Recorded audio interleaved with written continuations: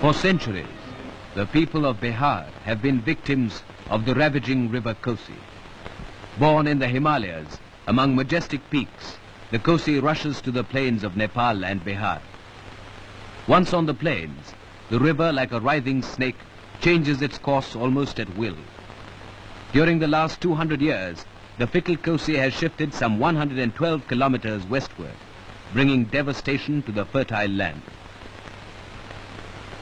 On the way down, the river picks up large quantities of silt. This coarse silt comes to rest once the movement of the river slows down in the plains. Gradually, the level of the riverbed rises, and soon the Kosi climbs its banks and becomes a runaway. Its spreading waters wipe all traces of human endeavor from the countryside.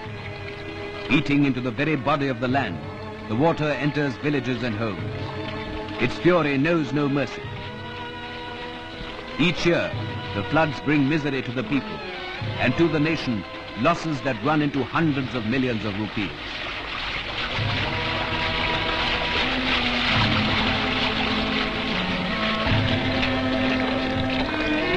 Communications are disrupted, crops are washed away. The land, coated with coarse silt, is rendered dry and arid for generations. Soon after independence, the government of India decided to tame the river. In 1953, after 6 years of investigation by the Central Water and Power Commission, a scheme was approved. The Indo-Nepalese Coordination Committee was formed.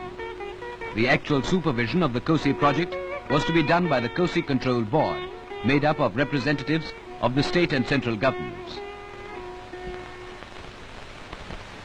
The Kosi River Valley project consists of 4 stages. The first is the construction of earthen embankments to hold the river on one course. The second is a protective measure and involves the construction of a barrage on the Indo-Nepal border near Bhimnagar.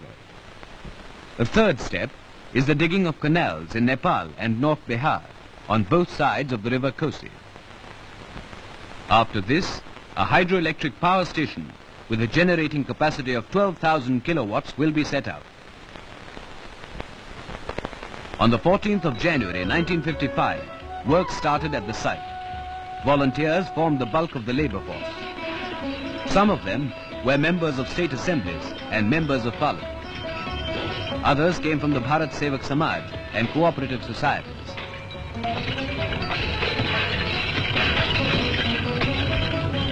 The National Cadet Corps and the Auxiliary Cadet Corps lent their help too. It was the first time so many social workers helped in a project like this. About 243 kilometers of embankments were completed, thus confining the Kosi to a breadth varying from about 4.8 to 16 kilometers.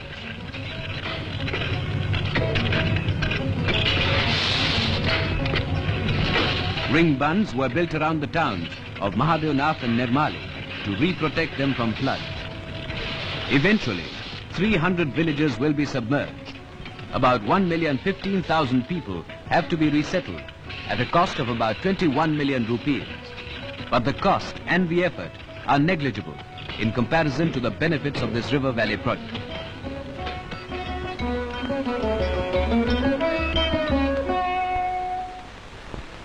Beginning high up in the mountains, at about 5,490 meters, the Kosi is fed by melting glaciers and heavy rainfall. Draining an area of about 62,160 square kilometers, the Kosi is joined at Triveni by its 2 tributaries, Arun and Tamil.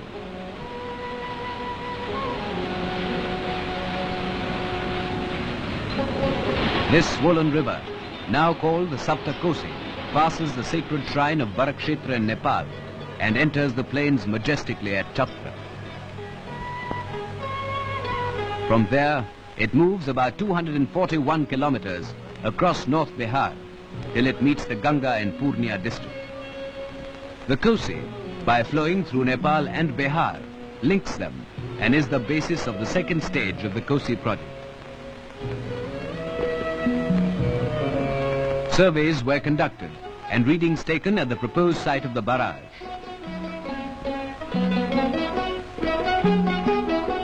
On the 30th of April 1959, the second stage began.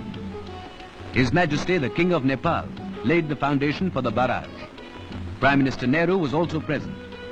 The ceremony was another link in the chain of friendship between India and Nepal. For the thousands of people inhabiting the area, the occasion marked the beginning of better times. It meant not only the cementing of an old friendship between two countries, but also a closer contact between neighboring peoples.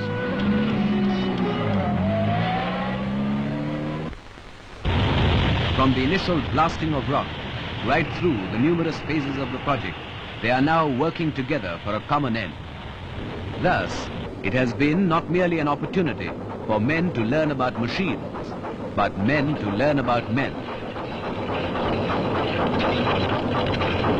During the peak season of the construction, about 1,020,000 workers were employed at the barrage site. They came not only from Bihar, but from the corners of India and Nepal as well. Also aiding in this gigantic scheme were machines that roared tirelessly on, working day and night. Huge machines capable of handling the work of many men put together added speed to the project. Large quantities of earth had to be transported and dumped.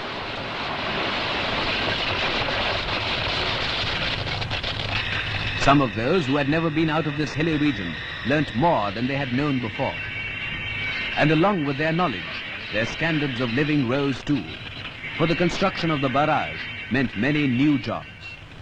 Steadily and with care, the plans were put into practice. Slowly but surely, progress has been made. A solid structure of reinforced concrete has arisen. A structure strong enough to withstand the ferocity of the river coast. On this barrage will rest the protection and safety of millions of people.